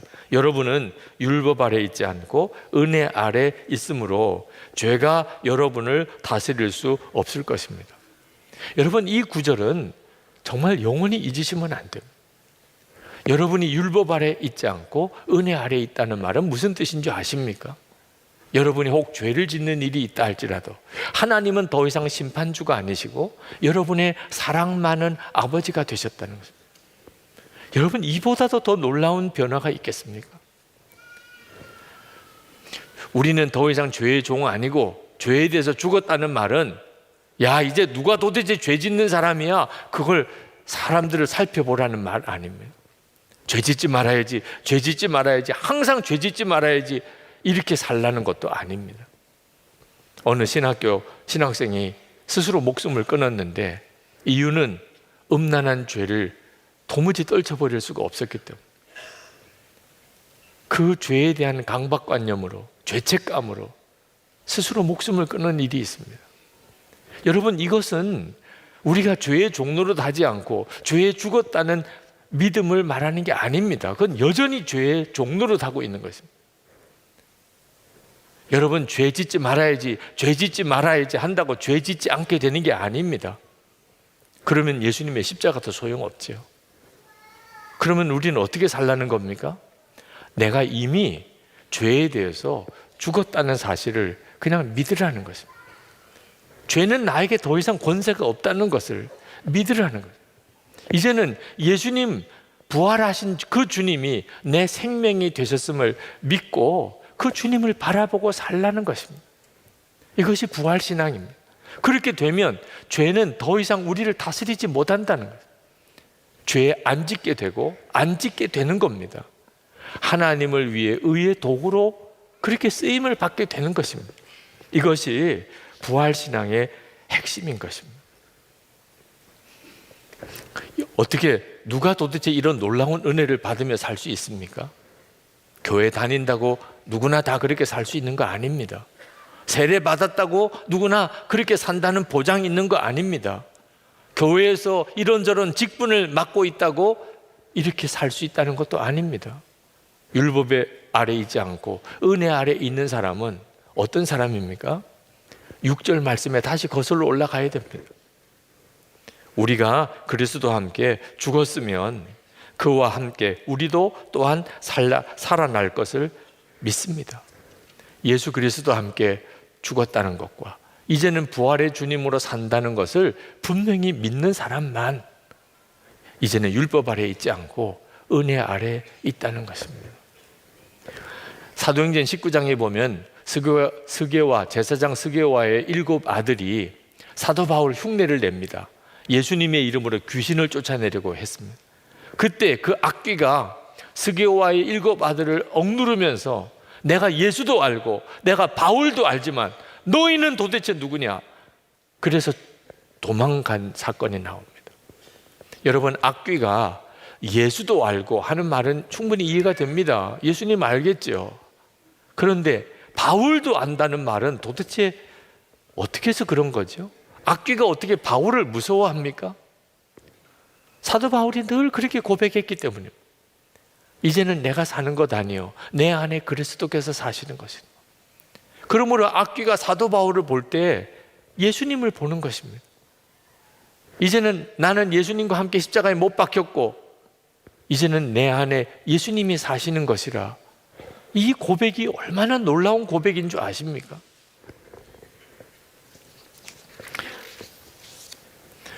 (1968년에) 체코 프라하에 있는 교회, 어느 작은 교회에 싸움이 일어났습니다. 장로님이 5분인데 장로님들 사이에 싸움이 일어나면서 교회가 둘로 갈라지고 교인들이 한 사람 두 사람 교회를 떠나가는 일이 생기면서 그 장로님 중에 한 분이 마음에 깊은 회개가 왔습니다. 아, 우리가 큰 잘못을 저질렀구나. 이거 정말 큰일이구나. 자존심 때문에, 교만한 마음 때문에 내가 잘못했다는 말 하기가 그렇게 힘들었지만 기도하는 중에 성령의 책망으로 그가 회개하고 싸웠던 상대편 장로님을 찾아갑니다. 그리고 자기가 잘못했다고 고백합니다. 용서해달라고 회개합니다. 그 장로님이 그 이야기를 듣고 용서하면서 나도 잘못했다고 고백. 그래서 놀라운 화해가 일어납니다. 그리고 교회가 다시 하나가 되는 역사가 일어났습니다. 그리고 몇 주 지나서 소련이 체코를 침공하는 일이 벌어졌습니다. 체코가 공산화가 됐습니다. 들어선 공산 정부는 교회 문을 닫으려고 했습니다. 도대체 교회 지도자들이 얼마나 죄가 많은지를 사람들에게 공개적으로 드러내서 교회를 폐쇄하는 명분을 찾으려고 이 교회를 택했습니다. 왜? 그렇게 싸웠다는 소문을 들었기 때문에. 그래서 그 교회 5 장로를 다 붙잡아 왔습니다. 감방에 한 사람씩을 독방에다가 놓고, 그리고 비밀경찰 간부가 취조를 들어갔습니다. 한 사람 한 사람 불러다가 다른 장로들이 다 너에 대해서 이렇게 고발을 하더라. 다른 장로들이 다 너가 다 잘못했다고 말하더라. 거짓말, 모함을 했습니다. 그러면 그 장로가 그런 말을 나한테 했다고? 아니, 그 사람이 이런 잘못을 저질렀어. 그러면서 장로들이 서로 잘못된 것을 다 고백하게 될 거라고 생각했습니다. 근데 그 간부가 하는 의도하고는 전혀 다른 일이 벌어졌어요. 아무리 거짓말을 하고 아무리 모함을 하면서 다른 장로들이 너가 잘못했다고 그러더라 해도 똑같이 5 장로가 다 나는 내 형제가 나에 대해 그런 말을 했으리라고는 믿지 않습니다. 만약 그것이 사실이라고 하더라도 나는 그를 용서할 것입니다. 결국 그 간부가 포기했습니다. 그리고 그 5 장로를 다 불렀습니다. 그리고 물었습니다. 어떻게 당신들은 그렇게 서로를 진짜 끝까지 믿고 그리고 끝까지 용서할 수 있느냐? 그 장로들은 예수 그리스도를 전했습니다. 그 간부가 그 앞에 무릎을 꿇고 그 사랑을 나에게도 주세요. 그렇게 기도해달라고 요청을 했던 일화가 있습니다. 여러분, 부활신앙으로 사는 사람은 더 이상 이제는 죄의 종 아니고 예수 그리스도의 말씀과 그리고 주님의 명령, 우리 주님의 마음으로 사는 자입니다. 그런데 꼭 순교할 때나 이렇게 감옥에 갈 때나 부활신앙이 드러나는 게 아닙니다. 우리 아주 일상적인 평범한 삶 속에서 부활신앙으로 사는 사람이 되어야 우리가 순교할 때, 감옥에 갈 일이 그런 벌어졌을 때도 우리가 끝까지 부활의 믿음을 가지고 살게 됩니다.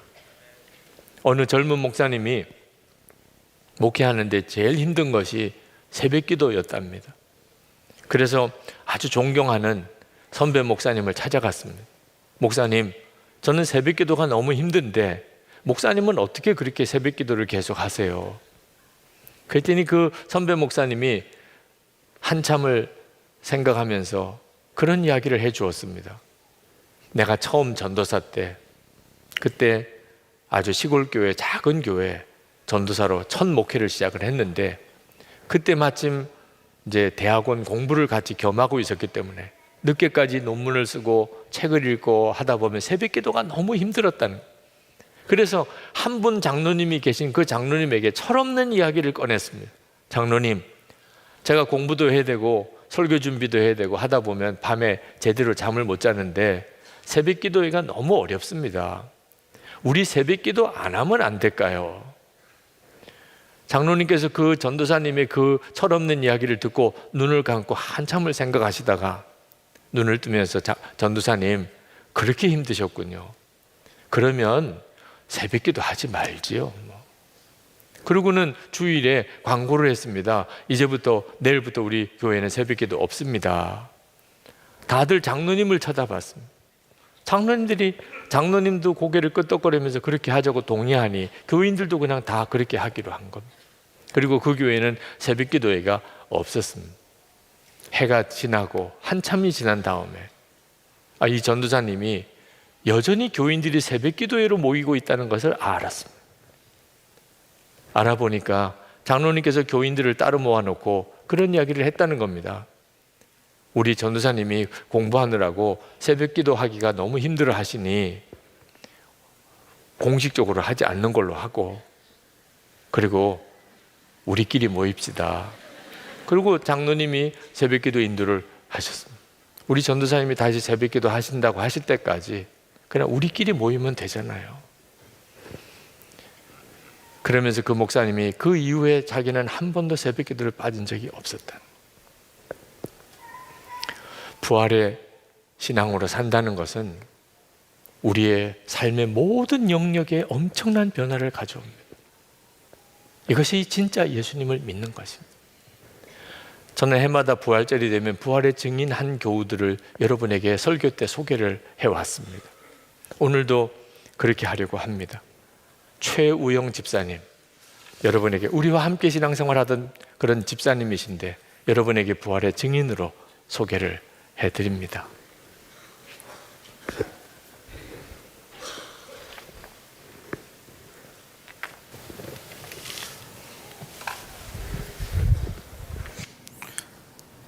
중학교 2학년 세례를 받을 때 목사님께서 예수님께서 너를 위해서 죽으셨음을 믿느냐?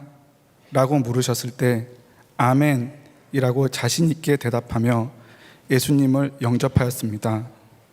하지만 입술과 머리로만 주님을 알고 살았지 그 어린 나이에 저의 실상은 비참함 그 자체였습니다. 음란에 완전히 사로잡혔고 24시간 음란한 것만 묵상하고 살았습니다. 그냥 그 모습 그대로 어른이 되어버렸습니다. 습관적으로 교회에는 나갔지만 그저 아무 생각 없이 교회를 왔다 갔다만 하는 것일 뿐 제게 삶의 변화는 없었습니다. 그렇게 살다가 지금의 아내를 만났습니다. 아내는 이혼의 아픔을 가지고 6살 된 딸아이를 혼자 키우며 힘든 삶을 살고 있었습니다. 저는 아내가 너무 좋아서 함께 살기로 결심했고 바로 결혼 생활을 시작하였습니다.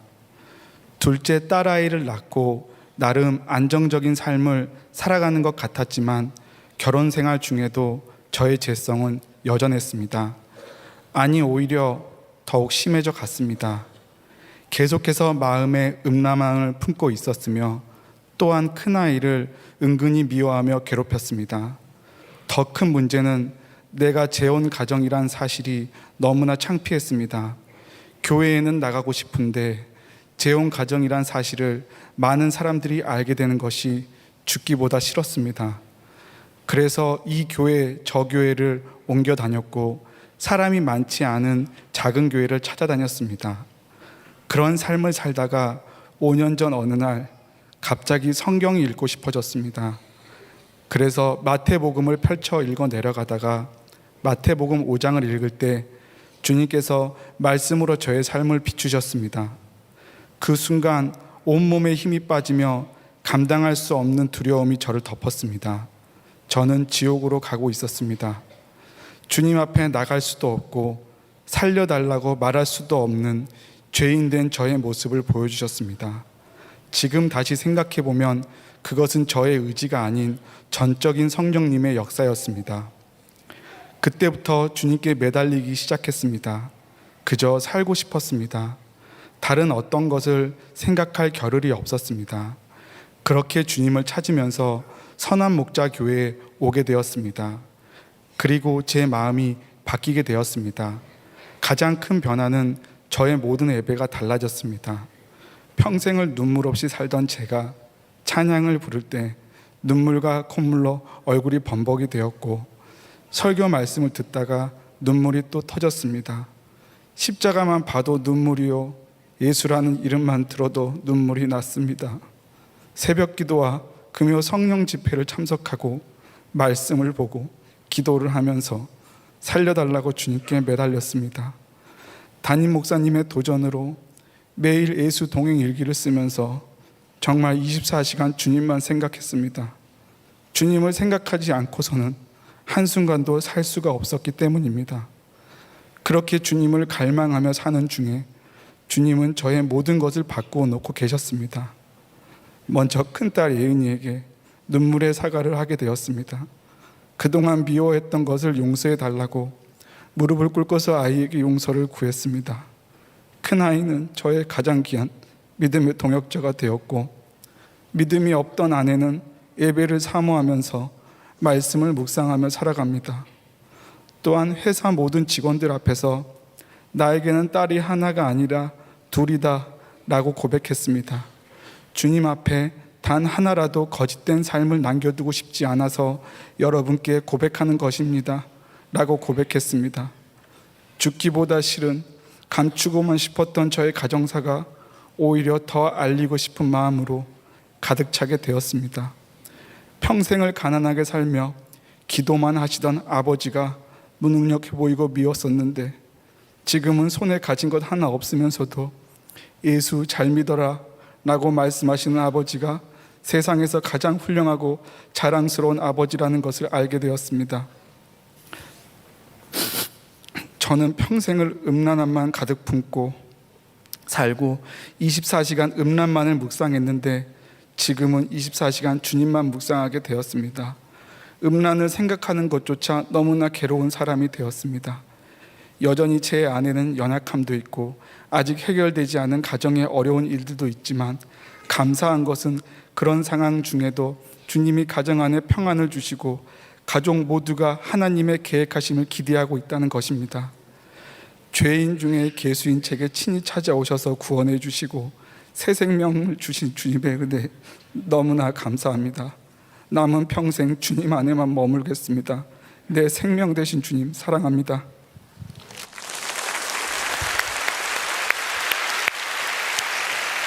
감사합니다.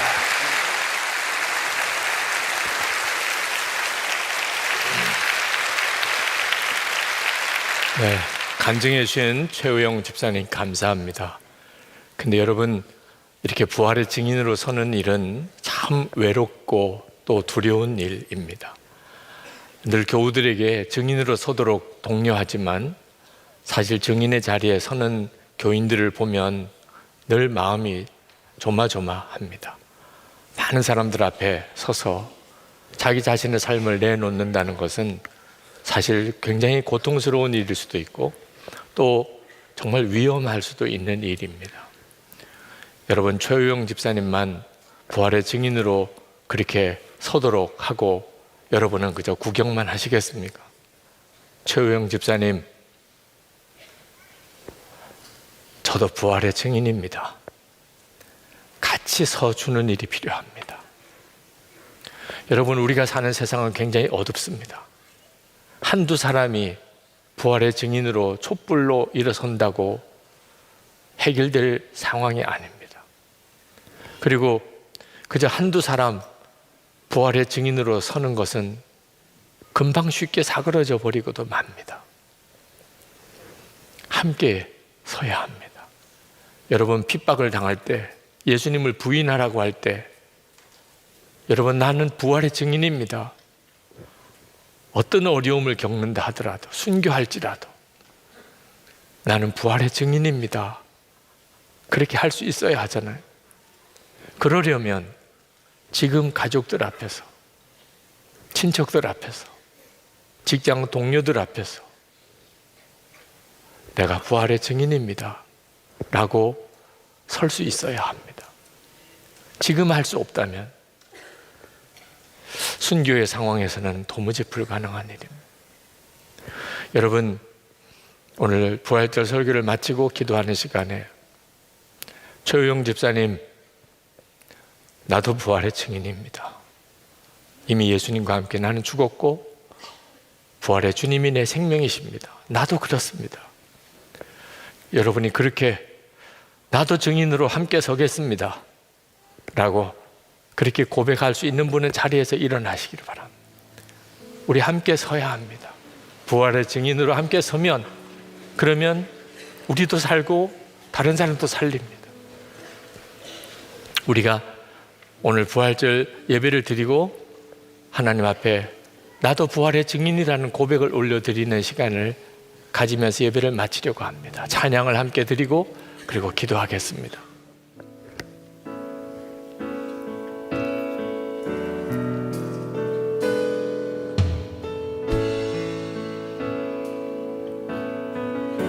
주 하나님,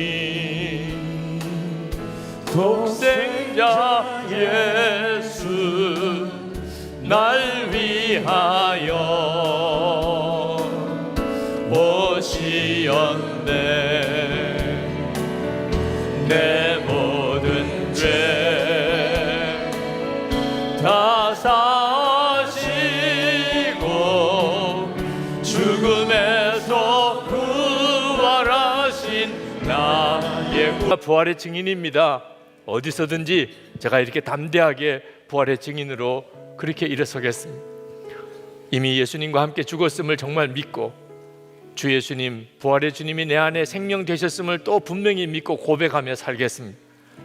죄를 이기고 하나님을 위해 살게 해 주옵소서. 기도하십시다. 은혜와 사랑이 충만하신 하나님, 놀라우신 하나님의 은혜와 사랑에 감사합니다.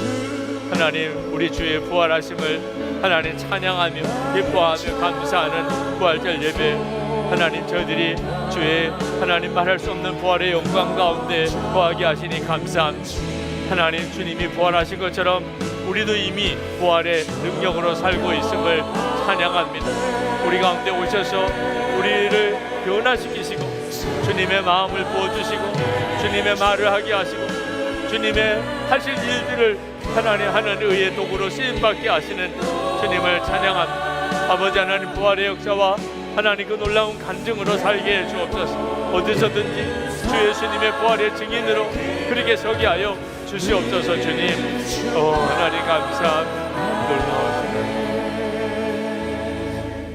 부활하신 주님을 찬양합니다.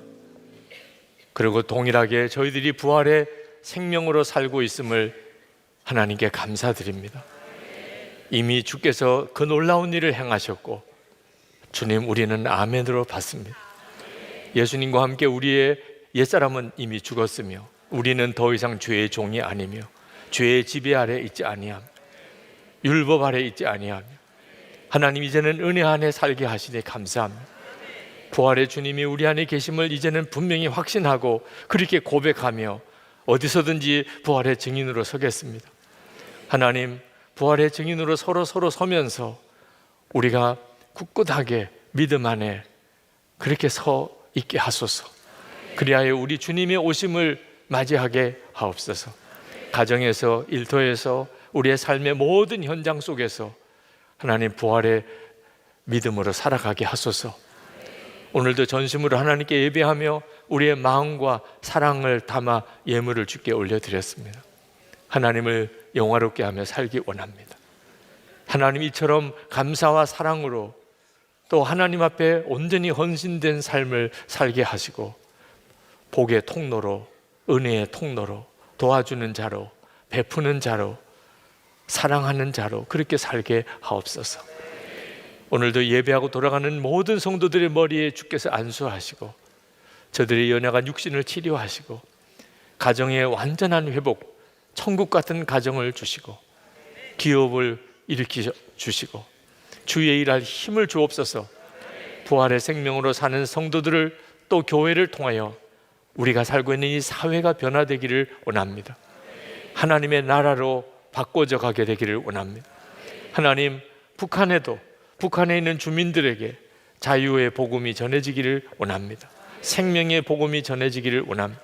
김국기 목사님, 김정욱 목사님, 최충길 선교사님, 중국의 온성도 목사님 여전히 억류되어 있습니다. 그러나 부활의 주여, 지금 있는 그 자리에 주님의 임재하심을 허락하소서. 주님이 함께 하심을 알게 하소서. 이길 힘을 주소서. 민족을 위하여 끝까지 기도하게 하는 일을 맡은 주의 종들에게 하나님의 은혜를 더하소서. 열방에 나가 있는 선교사님들을 주의 손에 붙드소서.